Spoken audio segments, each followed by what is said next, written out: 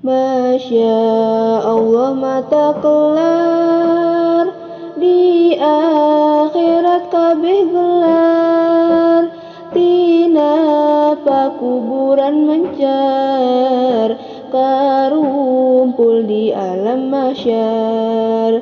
Ari ngaran mahsyar eta, palataran anu rata, panasna poe harita, panon poe tujuh rata. Tejauh tujuhanana, kira sapal antarana, narojo kabehanana, kajal magoreng amalna. Awak urang dirangsadan, teu boga papakean, ngan hayang ider-ideran, neangan anu nulungan. Saha nu arek nulungan, mun lain amal sorangan, kabeh pada ngajauhan, dabongan salah sorangan. Ya Allah geuning teu nyana, kutan kieu karasana, jalma nu gede dosana, sangsara salalamina. Teu aya iuh-iuh, pikeun urang tempat nyuuh, kawas nangan kurpakewuh, nguping neraka ngaguruh. Kafir munafik ngaromong, bener nabi henteu bohong, ayeuna nyata katembong, ngan urang nanu bedegong. Baheula mah teu percaya, sugan teh ngan ukur beja, ayeuna henteu sulaya, sagala siksaan aya. Jeung kabeh marawa buku, nulis kabeh tingkah laku, sarta kabeh pada ngaku, kaeta eusining buku.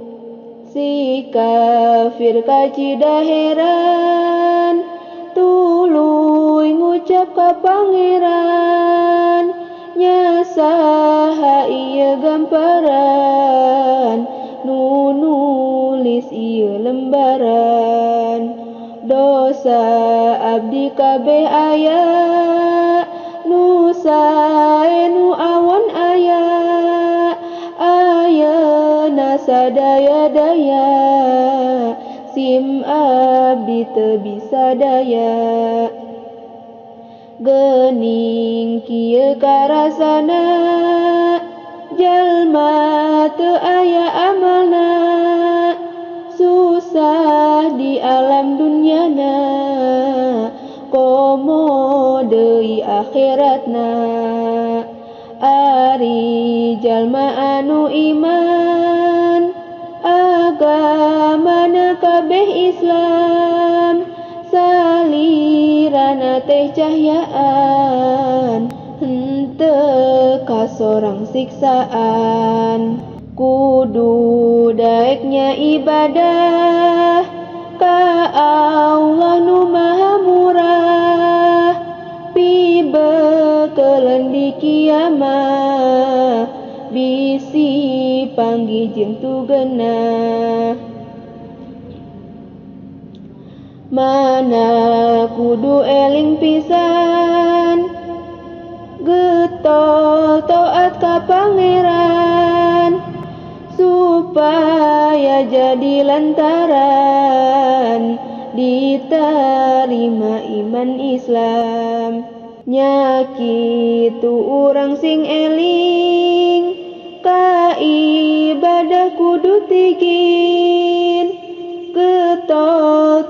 sareng yakin ka Allah Rabbul Alamin. He Allah nu maha mulia, ka Anjeun abdi sadaya, ibadah sakuat daya, sareng nyanggakeun pangraksa. Gusti Allah maha suci, abdi seja pasrah diri, mugi Anjeun kersa nampi amal jeung ibadah abdi.